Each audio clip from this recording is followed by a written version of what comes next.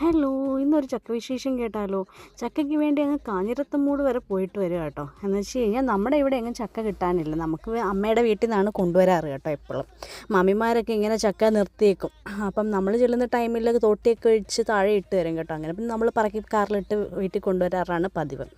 അപ്പം ഇന്നിപ്പം ദൂരെ വരെ കാഞ്ഞിരത്തമ്മൂട് വരെ പോയിട്ട് വന്നേക്കുക ചക്കയ്ക്ക് വേണ്ടിയിട്ട്. അത്രയ്ക്കും കൊതി. അപ്പം കൊണ്ടുവന്ന പാടെ അമ്മ ചക്ക എന്നിട്ട് രണ്ടായിട്ട് വെട്ടി അടിപൊളിയാക്കി കറയൊക്കെ കളഞ്ഞ് ചക്ക പിളർത്തിയൊക്കെ തന്നു കേട്ടോ. ആ പിളർപ്പ് ഒരെണ്ണം അങ്ങ് എടുത്തു വെച്ചിട്ട് ദാണ്ട് തട്ടുംപുറത്തിരുന്ന് കഴിക്കുന്ന ടീമാണ് ഇവിടെ. ദാണ്ട് നോക്കിക്കേ എന്താ രസമെന്ന്. അത്രയ്ക്കും കൊതി മൂത്തിരിക്കുക. ഇതൊന്നും അല്ല, വേറൊരാൾ ഇപ്പോൾ വരും കേട്ടോ, ട്യൂഷന് പോയൊക്കെയാണ്. അതുകൊണ്ടാണ് ഈ അലമ്പൊന്നും അയാളുടെയും കൂടെ കാണാൻ പറ്റാത്തത്. ദാണ്ട് വന്ന പാടെ ചക്ക കഴിക്കുകയാണേ. അത്രയ്ക്കും കൊതിയാണ് കേട്ടോ ചക്കയോട്. ചക്ക ഒരു പ്രാന്താണ് ചക്കയെന്ന് കേട്ടോ. അവൾക്കുള്ളതായിട്ട് അവളിതാ പോകുന്നുണ്ട് കേട്ടോ. അപ്പം ഞാൻ അതിനകത്ത് നിന്ന് എടുത്തപ്പോൾ കോലാഹലമാണ് ഈ കാണുന്നത് കേട്ടോ. ഈ ചക്കക്കൊതിച്ചുകളുടെ ചക്കപ്രാന്ത് ഇങ്ങനെയുണ്ടോ ദൈവമേ. എന്തായാലും ഇത്രയേ ഉള്ളൂ കേട്ടോ ഇന്നത്തെ വിശേഷം, ചക്ക വിശേഷം. അപ്പോൾ ടാറ്റാ, ബൈ ബൈ.